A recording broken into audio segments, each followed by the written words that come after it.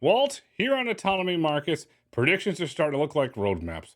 We've called some things pretty good. You could say we're lucky or we're just good. I don't know. Let the audience decide there. We correctly called Waymo would unlock highways by the end of the year, and drum roll please. Prediction correct. Waymo unlocked highways this week. Then there's Uber. They're trying to turn your ski experience into a full walled garden experience, channeling Apple if you ask me. And then there's Kodiak. They're publicly announced that they're producing real driverless miles. With the key here, no driver in the cab. And then on the foreign autonomy desk, it's Abu Dhabi to Singapore. Get your passports ready. We've got stamps. Let's start with the Great Highway Unlock. They did it, Walt. They did it. Yeah, and I'm glad it was done before the end of the year, because at the start of every calendar year at Lightshed, we do a bunch of TMT predictions. And prediction 7 was the following: Waymo expands service to highways and airports, announces plans to enter New York, and partners with Lyft. So I actually had 3 items in there. I wasn't too worried because I felt like highways were getting I guess I was getting a little worried. It was extending and extending and extending. So thank you, Waymo. I can't wait to do our end of year review, which is coming up in not too long of a time. And obviously, Grayson, you and I have talked about this at length over the past year or so, and early on. And I think one of the key things here, one of the key benefits that they're looking for is they think the highway service is going to reduce times by 50%, which makes a lot of sense to me. I mean, when I was in LA and I was taking rides, there was clearly moments when if they hopped in the highway, based on what Google Maps was telling me or was telling it to do, it would have been there twice as fast as opposed to taking back roads. So this is a huge unlock. It's a huge unlock. Before we break that down, I have to ask for Lightshed. Do you get to have 3 candles on your birthday cake this year because you got 3 predictions correct? Well, there was many other predictions. I'm sure we got many of the other ones wrong. Last year was terrible. We got a lot wrong. This year I think we did okay. It did okay. Well, we want to see for our audience here a picture of that cake of how many predictions you successfully got right. But let's get back to highways. So the highways were unlocked, and I like hats. Last week I had the KPMG hat on, and other times I have the Inspector Clouseau hat on, and next week who knows what I'll have on next time. But I read the fine print. Select riders only for quote-unquote select rides. Do you think that is because of the hardware potentially? Perhaps it's changing? Or is it vehicle supply? Or do you have to be a nice person, aka a trusted traveler or rider, to be able to use it? The bottom line is, like, there's never just a big announcement, right? It's always like the announcement, but then it like starts with early users, first employees, and then test drivers. And yes, that was very perceptive of you to notice that it's not really opening up more broadly. My guess is it's because of an element that we've talked here a lot, which is just supply. There's just not enough supply at Waymo to service this. So I think they're just trying to show people that they can do something. But at the end of the day, and by the way, the new service area is now 260 square miles, which is very impressive size-wise. Great. Your technology works. This is great. But now what you have to do as Waymo is ramp the supply, because, basically other technology, developers, whether it's Tesla, Nuro, Wave, others are hot on your tail to come after you. You're right about being hot on their tail. We've discussed this many times on this podcast, not necessarily being the first, it's having the best wait times. And this goes back to the issue that you and I have continued to debate, and we're going to debate today, around vehicle supply. And we know vehicles for Waymo, they're supply constrained. And we got a report from Bloomberg this week, which I was able to independently verify, around fleet numbers for Waymo. And I want to read those numbers here. According to Bloomberg data from Waymo, they have 1,000 vehicles in the Bay Area. They have 700 vehicles in LA, 500 in Phoenix, 200 in Austin, 100 in Atlanta. The service areas are getting bigger and bigger, and the vehicle numbers don't seem to be growing very, very quickly to keep up with that. I mean, all due respect to Bloomberg, and I'm sure that they got this directly from Waymo, but I've also seen videos, I think, of someone from, whether it's Waymo or Uber, just within the past week saying over 100, implying that it was like not even at 200. So these numbers just feel low. 2,500 total. Like, we've seen aerial photography of, the Jags getting processed. there's new products in the market. But look, at the end of the day, like I'm not going to sweat them for 100 or 200, one way or another. Maybe it's 2,500 in service, and there's sensor issues that they constantly need to upgrade. The bigger issue here is 2,500 is not enough. And to put it very bluntly, like I realize that there are many people that just assume that Tesla will never get there. But let's just say, for sake of argument, you're wrong, and that Tesla does somehow get there. Then with their existing cars and the existing, at least the new hardware, the amount of cars that they have coming off the manufacturing line, they will get to that 2,500 in a matter of days, weeks, months, in no time. So the question, I guess, really needs to start being asked of Waymo. It's great to announce a bunch of markets. It's great to talk about highways. But when are you going to start talking about when you're going to add thousands of cars? Because that's really what's going to make a difference in terms of building a business model. You're right about Tesla. To give some numbers here, year to date, Tesla sold over 451,000 vehicles in the United States alone. That's roughly 50% of the EV market share. So Tesla clearly has the ability to sell cars. I said this, and you've said this many times. I believe that they will crack full self-driving unsupervised. This is a matter of time. But Waymo, where's that Toyota relationship? Yes, we have the Hyundai relationship. We've seen the vehicles popping up in San Francisco. But how fast can those ramp? Because Tesla seemingly overnight can just start churning out thousands of vehicles. Well, not fast is the answer, because you referenced the pictures that we've started to see of some of the Waymo Hyundai Ioniq 5s that are hitting the road. They're upfitted. That's not coming off the manufacturing line. It may be coming from the plant, but this is not the car that we saw at CES. This is not manufacturing level. This is starting of testing. And if you look at we've seen Zeekrs. Zeekrs were starting to test in 2024. We've been seeing pictures, random pictures of Zeekrs throughout, I think, 2025. I may have my exact dates wrong, but you get it, for months. So it no longer impresses me that the car itself is on the road, and it sounds to me like it's going to take 6 to 9 months to test out this new hardware, on these Hyundais before they get to the point where they're going to production. So it's end of 26, you're starting maybe to get a couple hundred, 500 maybe, and then you have to go into 27 when it ramps. So what does this mean?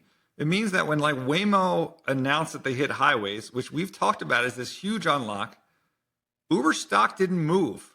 And why? Because I think investors get now that great, you unlocked the highways, but you've got no cars to actually run on those highways.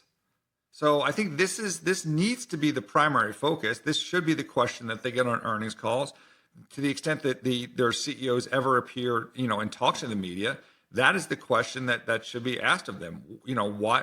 How long is it going to take, to ramp these volumes? Because that's what it's like. If you don't have the volumes, you don't have the EBITDA. And if you don't have the EBITDA, then, maybe this aspiration to have an IPO or raise additional funds is going to be more challenging going forward. Well, I agree, but then I'm going to push back and ask the question, where does the supply come from? Hyundai is only one manufacturer. You had a 2-sentence press release from Toyota, nothing else.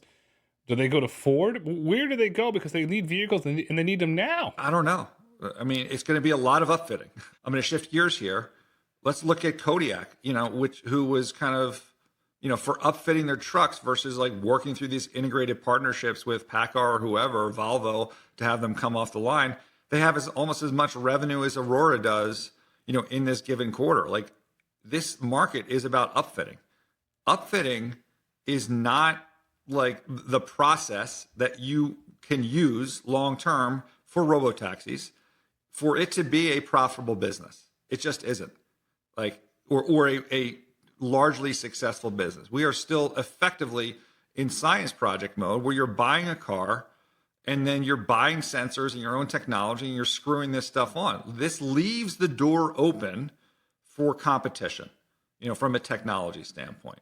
And look, you could argue that other than Tesla, if you are, let's call it Wave or, Nuro, who's partnering with these OEMs, if they get their technology to work, they're going to be that many years behind Waymo. I'm not so sure that's the case. If they partner more closely with a good OEM, maybe their OEMs are going to work faster than Hyundai or faster than Zeekr has, or certainly better than what they had to deal with in terms of Jaguar in giving limited supply. We don't know that it's going to take necessarily. I know that is the traditional thinking of investors. Oh, you don't know autos, blah, blah, blah. I get it. I also know that Sterling Anderson is now a GM, and that, this is a new paradigm where EV hasn't worked. AV is the future, and it's going to get a higher priority, I think, going forward. It is going to get a higher priority, and the global OEMs are going to have to adjust. And this happens all the time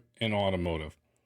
And we don't know if it's not happening today, but I'm going to ask you, why has Waymo not sent 30, 40, 50 people, embedded them into an OEM to accelerate this? I don't know that they haven't. We don't know what Waymo's relationship is with Hyundai. We have not been to the Hyundai plant. Obviously, would love to go there. So we don't know what the situation is. And, I've talked about this before in terms of the management.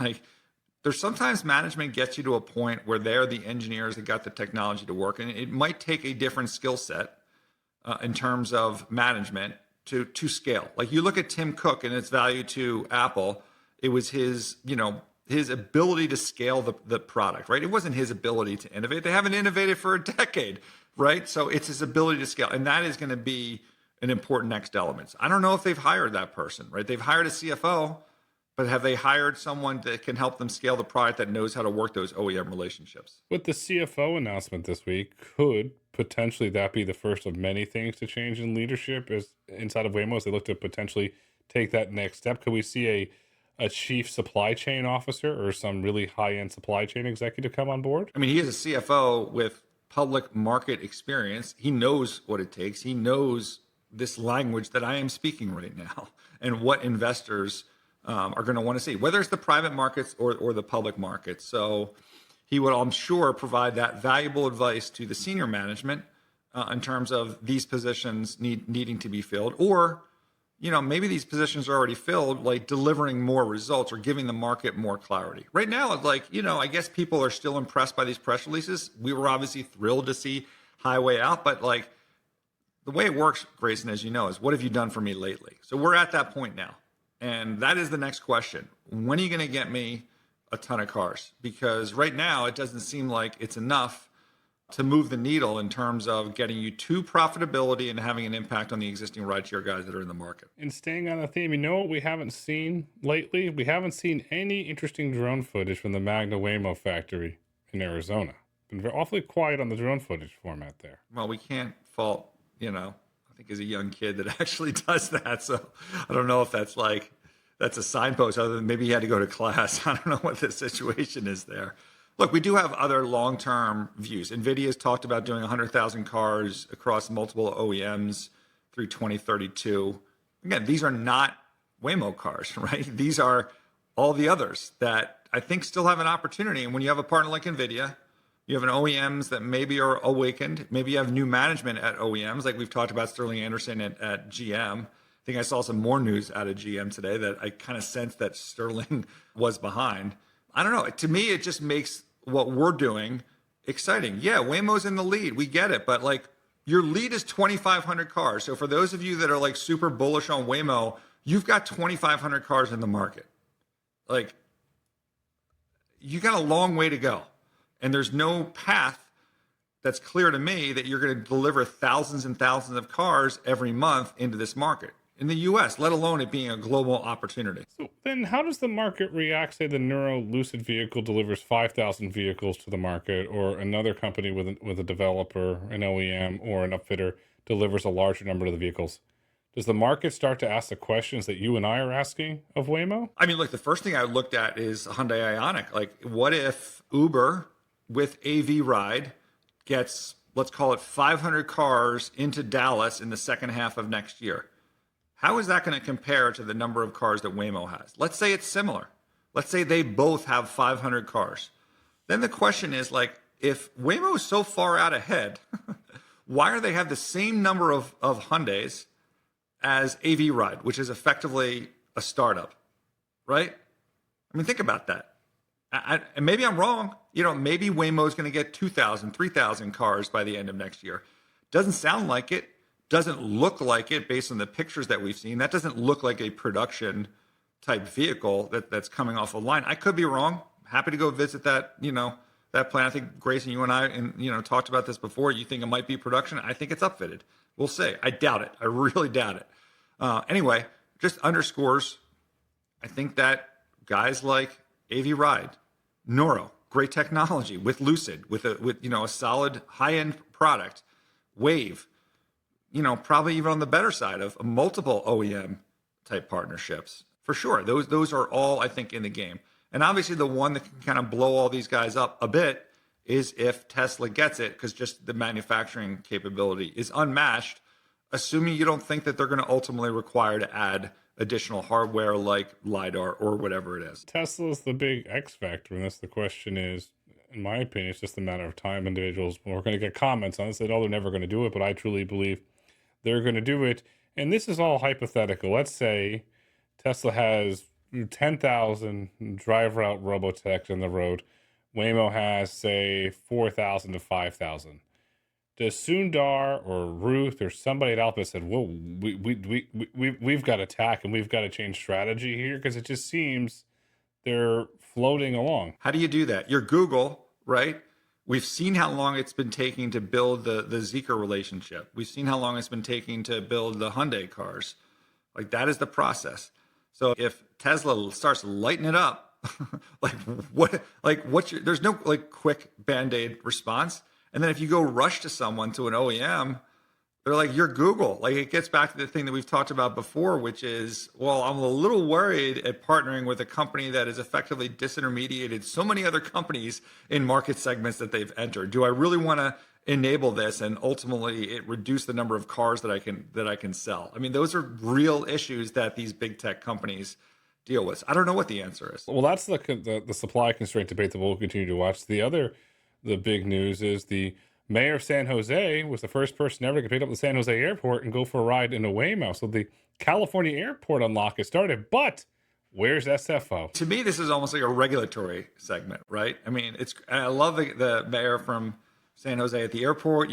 As a reminder, they're also doing something with glideways to deliver, traffic directly to the airport there. A very technology forward, business friendly mayor, it appears. I'm sure I don't know everything that this person does, but now let's look at San Francisco, where they still want you to go out to the kiss and fly zone and not allowing you in the airport. So look, these residents, I think, can travel back and forth when they see what's evolving in San Jose, and they see how great Waymo is. Then hopefully they'll just put pressure on their local politicians. But we'll see. The kiss and fly to me is annoying and stressful. The one advantage that SFO has over SJC, there's more direct flights into SFO from the East Coast versus SJC. But if we start to look from, say, Texas onwards, there's a lot of flights to San Jose. If San Jose starts to see an uptick in revenue service, that could potentially force SFO's hand. Let's not forget, it all comes down to dollars and cents at the end of the day. I don't know, Grayson. I may shift my future coastal flights to San Jose. I'm sure I can get, I think JetBlue or someone flies there from JFK. Maybe I'll fly into San Jose instead and just deal with that extra ride. It'll be a very comfortable ride because it'll be autonomous. It'll be clean. It'll be reliable. In fact, I think there was someone joking on Twitter. Again, this is one of those classic Graysonisms. Why not just order a Waymo, back and forth between San Francisco and San Jose, and you have you can sleep for 4 hours or whatever it is. maybe traffic patterns change.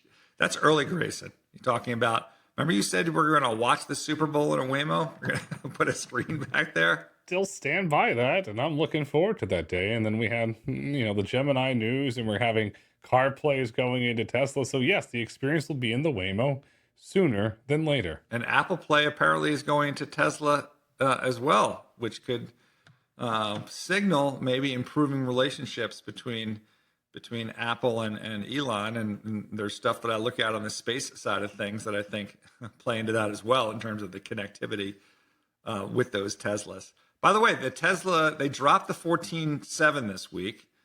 I have actually, even though I tweeted about it and said I'd be commenting on it on today's podcast, I've had a very busy, and then again, earnings week, the markets are crashing. Haven't had a chance to test it. Have you? I have not, no. But next week, I'm testing and we're discussing. I will say this, that, the quote unquote influencers that I see tweeting about it, on X or Xing about it, posting about it. Like every time a new software comes out, they're like, oh, this is the best thing ever. It's super smooth, no more braking. And I'm like I am not experiencing that whatsoever. So when they're saying now that this 14.1.7 is completely solved any of this braking, like, to our listeners, I'm sorry I don't have the answer for you this week. I will have it for you next week. But they've said this before, and it's been complete bullshit because in my experience, you still get, some of that hesitant braking, where it's, I think, being too safe. And it's just not as smooth as 13. I'm hoping, 14.1.7 fixes that. And let's, be clear. What Elon has said is like, it's really 14.2 and 3 before you truly get to that great experience. But, I'm always hopeful. But I'm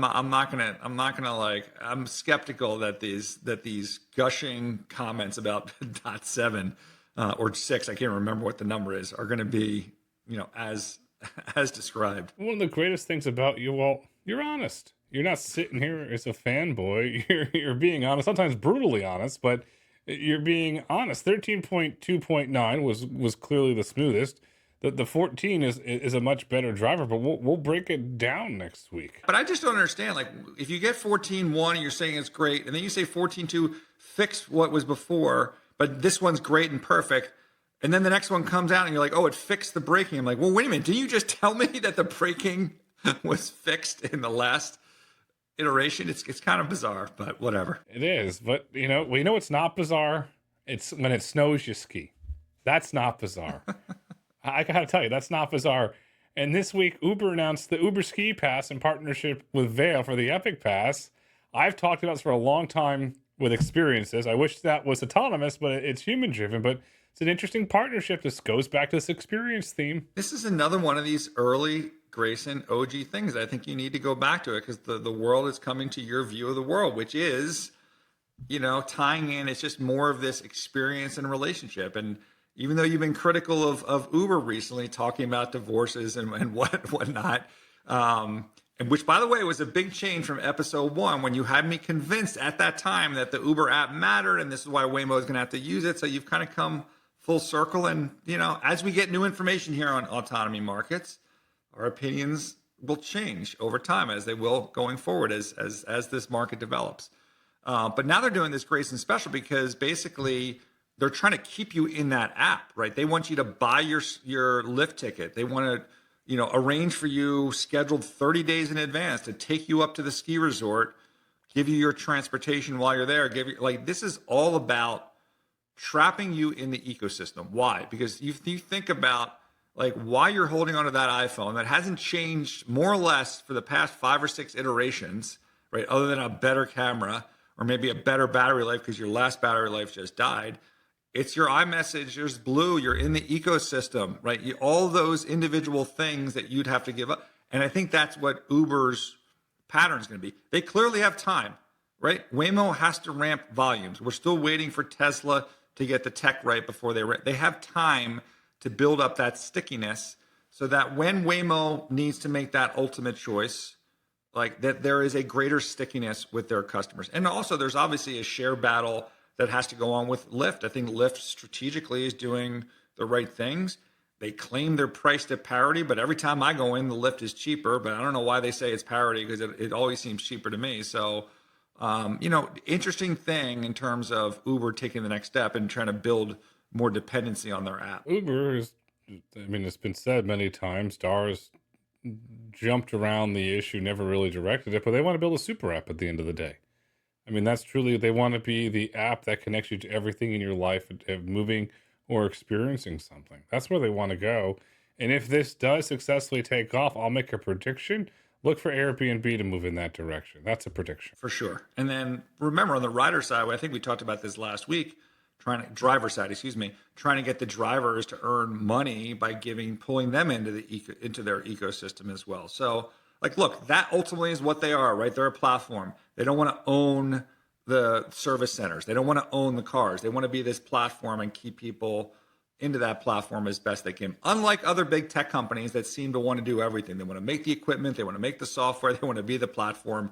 Uber is at least staying consistent to this this mantra, and with the threat of autonomy clearly on its way, building up as much loyalty to their app as they possibly can. And at the same time, they're building loyalty with the fleet service provider. So I'm going to look for those numbers to grow, because if you're going to schedule 30, 60, 90 days in advance, that's most likely going to a fleet operator, not to an individual driver. So we should watch those numbers grow over time. Let's shift to Kodiak, our friends who just reported earnings. I think we already talked earlier in the podcast about the concept of their choice to upfit, which has enabled them to generate revenue. We also talked a little bit on the call, because they're targeting end of next year to take a driver out on the highway. And remember that Aurora, who's also in this autonomous trucking space, when they tried to take their driver out, their partner, PACCAR, basically prevented them from doing that. So they still have a human in there. So kind of asked Don Burnett, the CEO, on the earnings call about this. And he's like, look, there's always risk.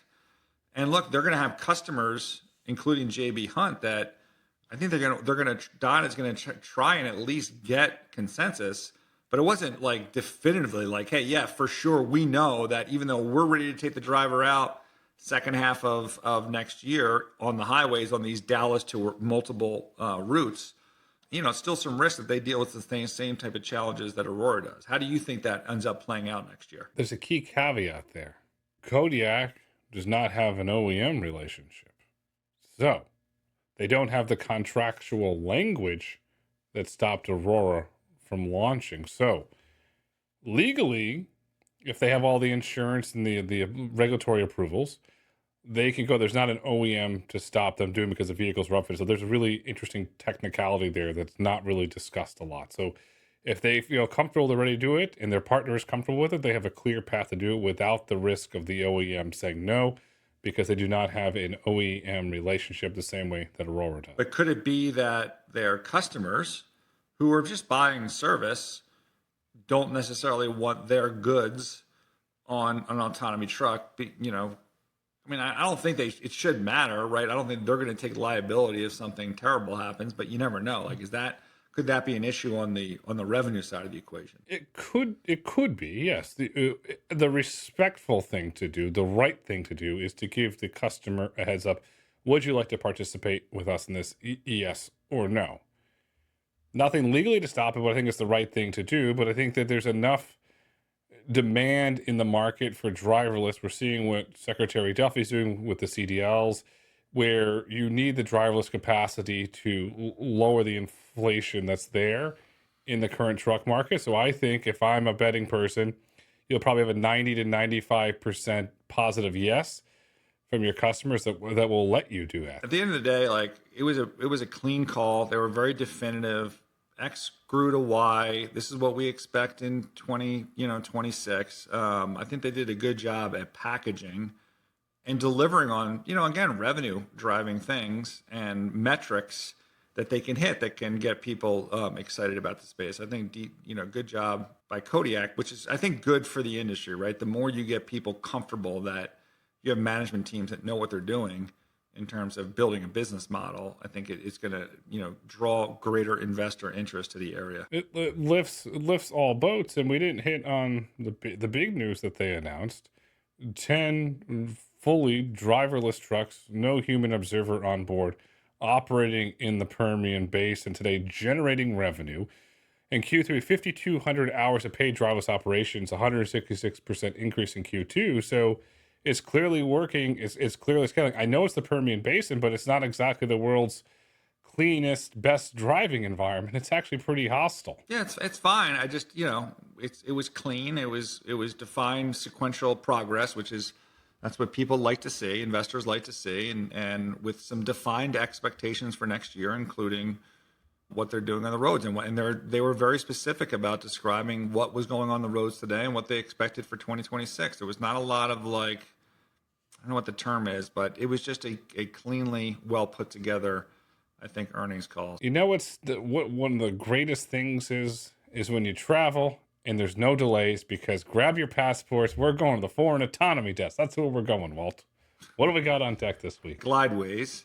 They're looking to deploy their autonomous transit system. This is the same type of transit system that you're seeing in San Jose. This is more for the airport. this is more applicable, I think, for foreign markets that have, not that California has good infrastructure, but that, places that have even worse infrastructure. But in this case, Abu Dhabi, they have a partnership with the Abu Dhabi Investment Office, and I think they're going to do some transit system tests there. Yeah, and then staying in Abu Dhabi, Baidu announced their Apollo Go's expanding there.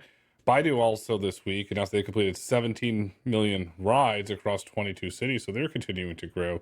And for Glideways, tune in a few weeks. We've got a special episode with Glideways coming up, so be sure to check that out. And then Grab and We Ride over in Singapore, they got permission to start operating driverless vehicles. So the market is truly coming together. And as you and I know, autonomy is a global market. What do we need to look for in the autonomy markets next week? There's some investor conferences, but I mean, this was kind of a big week for Waymo. I can't imagine Waymo has anything. So my prediction is that we have zero new news from Waymo next week. How's that for a prediction? For Tesla, I don't know. We're still waiting for them to take that driver out of Austin. That can happen at any time, or not the driver, but the safety attendant in the passenger seat. That can happen at any time. I think I'd like a week off. Maybe they can hold off for another couple of weeks before we have some more big news there. But otherwise, that's what we got, Grayson. I wouldn't know what to do if we had a week off. I might be lost. I thoroughly enjoy this. Maybe I'm wrong. I'm going to be shocked, and Waymo is going to announce a new OEM partnership with an accelerated time frame. But I can only hope. Or the way they're going, they could announce it as new city. You never know. But be sure to tune in every week to Autonomy Markets, where Walt and I break down the autonomy markets. The future is bright. The future is autonomous. The future is vehicle supply. Walt, until next week.